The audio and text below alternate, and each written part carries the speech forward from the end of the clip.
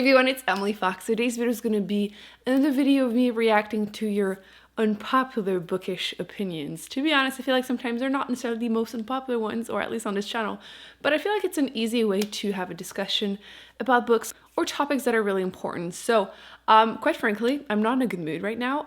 I'm pretty sure I'm getting sick. Hopefully it's not. And for anyone that doesn't follow me on Twitter, it's been 3 weeks without a functioning fridge. I am like not happy right now. So I thought it was the perfect moment to react to opinions and have fun with it. So let's get to it. Okay, we're really jumping into it. While I love the female empowerment in YA books, male characters are most of the time very poorly written and it's so painful to read.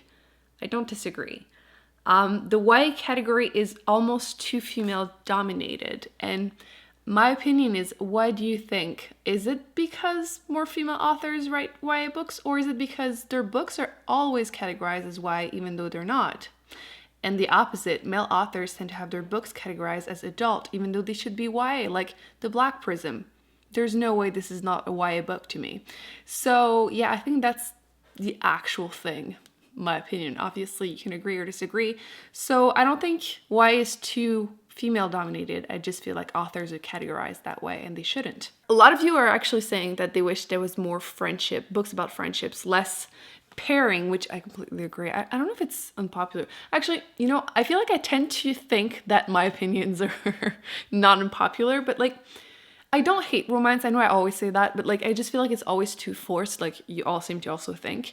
But I do think that most people outside of this little bubble love when there's a romance in their book. They love people ending up together and shipping them. So while I don't blame them, I do feel like it's usually not super well done, and I wish it took longer for these things to happen. / I totally agree that I wish there were more friendships in general. There aren't enough. So yes, please, more friendship. Actually, if you have any recommendation, comment section, let us know the best books about great friendships, or that have great friendships in them. Booktube is a big consumerism problem. They only buy books because they look nice on their shelves, but they don't actually read them. They buy tons of books to show in their hauls, only to unhaul them months later. Okay, to be fair, I haven't watched a ton of videos lately. I've just not been in the mood. But I can only speak for myself. I do feel like there was that pressure when I started Booktube to have bookshelves full of books. If you go back to like some of my first videos, my shelves were empty. That's like the fun thing. I started with like nothing. And I used to get comments of like, why do you have a book channel when you have no books on your shelves? Which I thought was funny. And there's a ton of pressure to do, you know, to have all of this. Personally, I don't buy a ton of books brand new, hardcover. I don't understand how people can afford to do that. I can't. I do buy a ton of books. I do use my library a lot. I feel like usually 50% of the books that I read are from my library. I do highly suggest you use your library, and I buy a ton of books at library sales because they're usually a lot cheaper than anywhere else. And I do buy some of the books at other like used bookstores like Value Village. I do recommend you do that. It's just more affordable, obviously. But yes, there is definitely pressure. I feel like last time I counted them, I was at about 700 books, which is pretty crazy. But I usually read about 100 books a year, and I tend to get rid of the books only that I have read. So my unhaul videos, usually it's like 95% books that I have read and just didn't care for, or I feel like someone else will enjoy them more. The other percent, like the 5%, whatever, it's usually like another book in that series that just decided, you know what, I'm not going to finish it. So like, I'm just not going to keep it. So I think personally, I'm okay with where I'm at with these things. I haven't bought a lot of books during quarantine. I know some people were saying, you know, people buying like hundreds of books. People are dealing with this as best as they can. So I'm not someone that's going to judge someone else for it. Personally, I just haven't bought any books. I've been using my library. I cannot wait to go to another library sale whenever, you know, it is safe to do so, which is probably not going to be anytime soon. But yes, I do miss it, to be honest. I do get very happy buying stuff. I feel like we kind of all do, especially books. And I don't mind if they're used. If anything, it makes me happier because I can get more for cheaper. So while personally I'm okay with where I'm at, and I'm not someone that's going to judge other people for buying a ton of books, even on Booktube, even if they don't read them, even though they unhaul them before reading them, even though, I'm very much of a live and let live person, but I don't disagree that there's definitely a ton of consumerism pressure on YouTube, not just Booktube. Look at I have a beauty channel. That part is also very, very excessive. So I think it's just part of the whole thing. Let's be real. I don't judge the author's personal opinion by the content of their books. I don't judge the quality of the book by... Okay, basically you're saying that you separate authors from their opinions. Real talk, which this whole video should be. I used to think I could do that. I don't anymore. I feel like it's something that like growing, I guess, changing as time goes by. But I can't do it. I can't. I had this book, I can't remember the name, that like, I feel like it's about Arthur and like the round table thingy. I never read it because I've heard what the author had done, so I just unhauled the book. Same thing with Harry Potter. I was a huge fan. I grew up with the series. It's something that's always going to be special for me, but I removed the books from my bookshelves because like I can't support the author. Like I feel like every time you think she can't go any further, she does, and you're like, are you like trying to be hated? Like you're doing a really good job at it. So yeah, I don't think I can do that. And like, I know sometimes people call me out that like I'm saying that the author is sexist, not just his book. And I feel like I need to do a video about it. But like sometimes there's a difference between an author that is sexist and a character or a world that is sexist. And if the author is sexist, it's gonna be reflected in his book. It just is. Where I struggle, like some authors, usually it's pretty easy for me to just, you know, never read their books because I don't care about them. It's trickier when you like their stuff or when you have been looking forward to reading their stuff, because there's one book I'm still planning on reading, Hyperion. And I've heard about the author basically being a little cuckoo, and I'm torn. I need to read it for a specific video. There's another author in there that I have read the book before, Booktube, that I still will not read more because I can't, you know, once again, dissociate both of them. But like, even if I like his book, like, will I be okay reading more by him? You know? I understand it's tricky. I don't really judge anyone for continuing if they want to. I think it's even trickier in my case because I have this platform. Like we're like 90,000 people on this channel. If I'm promoting still Harry Potter right now, I wouldn't blame you for dragging this out of me, because I would be promoting someone that is super transphobic. Like, I can't do that. I don't want to support someone like that. So yeah, so basically I disagree that you can support the book without supporting the author. I feel like it's no. Like I could like the book Hyperion, for example. Even if it made it to my best books of this year, I would have to mention that the author is problematic. Like there's no way. Like if I love the book and I feel the need to put it in there, who knows? But like, I would still not be comfortable doing it. You know what? I don't know. No, I disagree with that one. So I guess you do have an unpopular opinion, at least compared to me. But I do think that some books can have problematic aspects and still be good, in the sense that they can still be enjoyable. Sure. It's still kind of iffy, but sure. I got quite a few comments about the fact that just because a book has LGBTQ plus representation doesn't mean it's good, and vice versa. And I don't know why I keep getting comments like that, because I feel like I've addressed it a few times. And when I do that video about hate comments, which I really will be working on that because I want to post it before the end of the year. I got at one point a comment, someone was saying something like, oh, does Mistborn has any LGBTQ plus representation, because I don't want to read that stuff. And like, I think I've made it clear that I don't want these kind of people being comfortable on my channel. So I will definitely continue talking about these things. But yes, some people think that just because there is some representation, even though it's not good, it's still advancing the cause, everything. I do think a lot of it has been marketing, which sucks. I do think, which the comments were mentioning that they wish, and so do I, that it was just there in some books, in more books, you know? I completely understand the value of coming of age books. I still feel like there should be more on Voices and stuff like that, absolutely. But I want more books like Becky Chambers. All of her books actually has great LGBTQ plus representation, and sometimes aliens, which highly recommend. But what I like is that it's just there. And I love it. I love it. So definitely recommend her books in general. But yes, I wish there was more of that. I don't get the hype around V.E. Schwab. I've read 4 of her books by now, and all of them were just okay. Her characters and ideas are great, but they're poorly executed. Personally, I'm currently reading actually her newest book, The Invisible Life of Adilari, which is coming out anytime soon right now, and it's amazing. I love her writing. I think that's my weakness, / I love that she has short chapters. For me, it just works.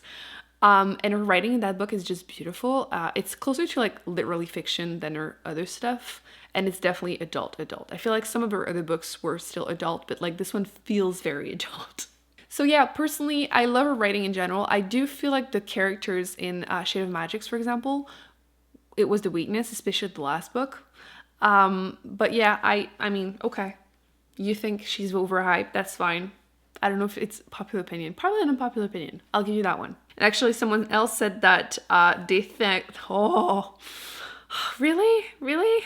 Vengeful was an awful book and Vicious was much better. No.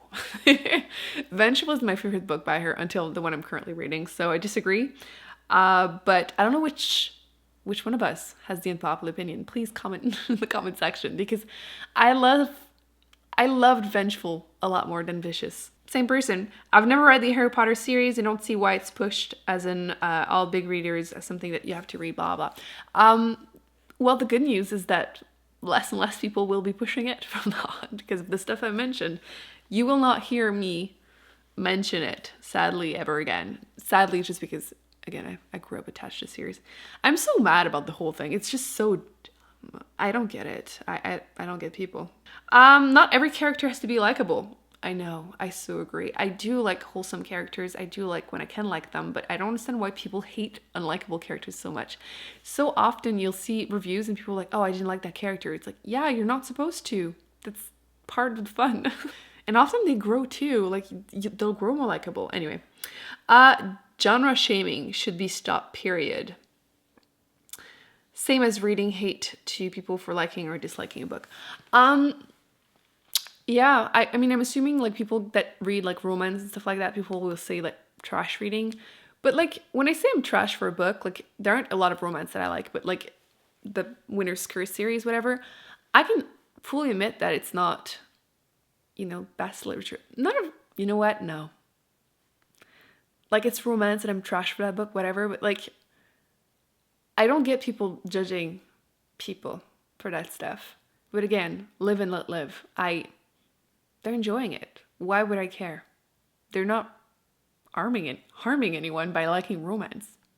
And the fact that I'm assuming it's romance probably says a lot too. But like, I think that's the only times I've heard people judge. Or like reading YA, I guess. I get that one too. But like, why do you care? I don't get it. You know when you like the idea of something more than the thing itself? So that's me with fairy tales. 1000% agree. When you say Uprooted and Winter Song. Same. I've been calling these books magical realism, which offends a lot of people. That's the best way I can describe it. It's just so, I don't like it. Like, I want to love it, but I just really, really don't, which, The Name of the Wind was good, but not that good. Yeah, I just read it, and it was good. Like, most of it, because I love magical school and stuff like that. But, like, if I had known that it was super popular, I don't think I would have raved about it. Well, I didn't, but like, you know? I think it's dumb to own multiple copies of the same book just because it came out in a new edition. Finally, a strong opinion. I still don't judge people because again, but I don't do that. If I find, like, let's say I'm library sale and I see for $1 a really gorgeous edition of a book that I love that I have a non-pre edition, maybe I'll do it because it's $1, so who cares? But like I will not go out of my way to buy like a $30-something book, Canada, to just own 2 copies of it, you know? Like I will replace the copy if I find one for cheap that I like better. But again, I don't think it's dumb. People can do whatever they want, but I wouldn't do it. The mood that you're in does affect how well you like a book. 1000%. 1000%. There are books that I like just fine that I'm sure if I reread them, I would be like, I don't need my book series to match. They can be a mix of cover, hardback, paperback. As long as I got a good deal, I'm happy. You know, I think it's an unpopular opinion on here because people always have gorgeous bookshelves and they do look pretty. I feel like if I were to have my Bookstagram, which, you know what, I think that's going to be one of my goals before the end of the year to like start actually. They do look pretty, but I don't care also as long as I get a good deal, like you, I guess. But I would prefer them to match, sure, but like if I can get the book for $1, who cares? I never take the dust jacket off when reading. Don't you damage it? I feel like it would damage it. You can tell when a man writes a book because of the vibe, especially if there's a sex scene or he's writing from a woman's perspective. Yeah, often you can tell. Sometimes a book can just be that one book, not more money for sequels. I wish there were more standalones. Actually, I think, let me know if you would want me to do that. I think I'm going to do like a best standalone books because I might have to talk about those books, but like just to all know, you know, a video about all these standalones, I think that would be fun because too often, especially with fantasy and sci-fi, I guess, it's too common. There's like 50 books and it's like, what's the point? And some of them can be good, just one book. I feel like even some books that are standalones, later on there's like another book added and you're like, no, it was a good standalone. Only reading classics doesn't make you smarter. Some people need to hear that. I don't know why there's always that idea of like reading classics and nonfiction makes you a better person. Like it's okay to read for entertainment. Like you're allowed to enjoy yourself once in a while. Not that classics or nonfiction are not enjoyable. I'm just saying like the whole like, I don't get it. Yeah. Again, live and let live. Don't judge a book by the author's tweet. No. I disagree. I can't do it. Like I don't want to support an awful person. And to be fair, again, I have a beauty channel, right? I can't separate the brand from their products too. Like often it's like, do I really want to support a brand that has like 5 shades of beige for foundation? No, that's stupid. Why would I? There are so many other options. Same thing with books, so many other options. Why would I read and promote the books from an author that has questionable opinions? Authors need to stop ascribing female character abilities to a man, like if she's good at sport or mechanics because she has six brothers and blah. Yes, it's so annoying. Can she not just be into it? Like, why does it always have to be like that? I agree. Ender's Game is not very good. Yes, agreed. You know how I mentioned that I'm going to be doing a video about classics? This is the other author with questionable opinions. I didn't like it. I read it just before I started Booktube. The whole idea of like 5-year-old being like uber intelligent and like space war. No, F that, F all of that. I feel like if I were to reread it now, I would bash it so much, but like I read it before again, Booktube, and I didn't put any post-its. I had a bunch of issues with it, but it's been like 5 years at this point. But yeah, was not a fan. Ebooks aren't that bad. I've been reading more ebooks lately and I'm enjoying them. I think it's very practical. Like if you're traveling and stuff to just have your Kindle or your phone, whatever. Again, I do get more satisfaction with the physical book, but I just wish they were cheaper. That's my thing. I don't like how books are so expensive here. Like a brand new book will be like $30 and like the ebooks is like $25. And I'm like, why would I spend $25 on an ebook? Makes no sense to me. So yeah, obviously I do want authors to be paid. That's why I also use my library because, you know, but still. Why? So expensive. About the Grisha trilogy, the Darkling was gross and toxic. Mal wasn't boring. You know, I was one of those awful people that were shipping, at least in the beginning, the main character with the Darkling. Because why not? It's fiction. Because I hated how everyone wanted her, and I didn't like Mal. No, I didn't like him. Sorry, no. I don't know, he just wasn't doing it for me. He kept like bringing her down basically, and I did find him boring. He wasn't my favorite character, but yeah, I understand that obviously the Darkling was toxic. He's supposed to be though, he's the Darkling, but yeah. So I'm filming part of it a different day. You'll notice just the change, but doesn't matter. I just wasn't really feeling good, so I didn't really finish the video. So let's continue with more unpopular opinions, or just my opinion on what you think is an unpopular opinion. Someone said, when every character is like 17 and somehow everyone has already found the love of their life at 17, why? This really annoys me. Why everyone is in a relationship. I really agree. I feel like, I mean, at the same time, at that age, I guess you think you found your person, but like, you didn't, usually. So I agree. I do think that more YA books should not be like so focused on relationship slash romance, but at the same time, that's what a lot of people like to read, I guess. But yeah, I mean, we know my opinion on romance, so. Oh, and then someone else added, and when they don't act like a 17-year-old, which, no shade, but shade to Six of Crows, because they're not the age they're saying. Like, I don't care that, oh, they grew up faster because they lived in the streets. No, they don't. I feel like the book would have been better as an adult book than a YA. Is it considered? I think it's considered YA. Anyway. Not enough books with less perfect complexion and body, mainly beautiful protagonists, which honestly, I would have thought that this wasn't an unpopular opinion, but I think it's in my Goodreads review of The Black Prism, obviously. I made comments about the book being sexist, you know, women being described very sexually, and I had people commenting, oh, you know, I don't care about, you know, reading about not pretty characters, they need to be hot, basically, which... if you need hot female characters for you to read the book, you might be the issue. But I totally agree. I feel like too many, especially again YA characters, tend to be so hot, and like even when they're playing like Bella, you know, I just read the next Twilight. Even Bella is described as being so plain, but everyone wants her. So even when they're plain, they're not really plain. So yes, I agree. I feel like sometimes the characters don't need to be hot. Like, they just don't. And it is more accepted for male characters not to be than the female ones. So I 1000% agree. Why? More representation for, you know, everyone. A book is not bad just because you don't like it. I am definitely guilty of doing that.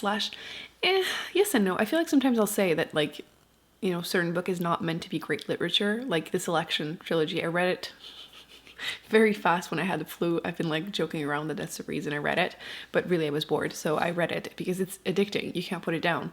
But like, nobody's gonna be saying that it's a good book. Like, it's not great literature, but like, it works for, like, it's great for what it is, you know? It's addicting. It's like reality TV show or something, so like junk food. But at the same time, I think we can all agree it's not a good book. So I don't know how I feel about that one. Just because you didn't like it. Some books I didn't like, and I can understand why other people like them, but sometimes I don't. So I'm probably guilty of that one. For the most part, third books in trilogies are a freaking letdown, which, yeah. I feel like a lot of the series that I've enjoyed, like Nevernight series or the Ancestor trilogy, the last book was my least favorite one. I don't think I'm that difficult with endings though. I just don't like when they're vague, or when it feels like it's left very open for a companion series. Like, I want answers. Like, if everything is not even tied down super nicely, but just like, you know, with a bow and overdone, but just like questions are answered, you know, it doesn't feel like there are holes.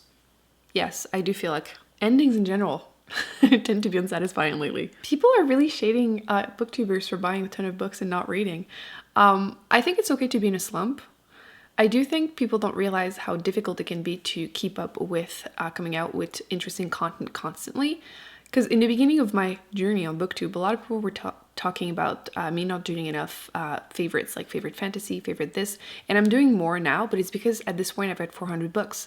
And like, it's a hard balance to like do those videos and then not repeat the same books over and over again, which I get complaints of, even though like, I think I got that complaint actually on my series of like, I've read 400 books, here are the best ones, but it's like, I can't bring out new books, like they're the best ones I've read, you know? So yeah, it's a hard balance to read enough books, bring out enough fun, different content that is, you know, giving you suggestions, recommendations, and like, it's a lot, guys. I don't think people realize, but I think it's okay to be in a slump sometimes. I've talked about like my ideal booktuber, and I do feel like people should read a certain amount.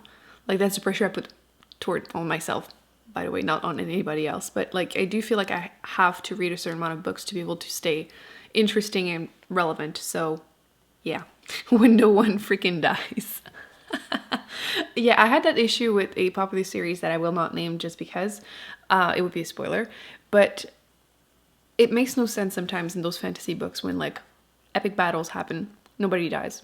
everyone's perfectly fine. Or when last second the author realized, oh, I should kill someone, and they do it. And yeah, there's this specific popular series that I resented for that exact reason.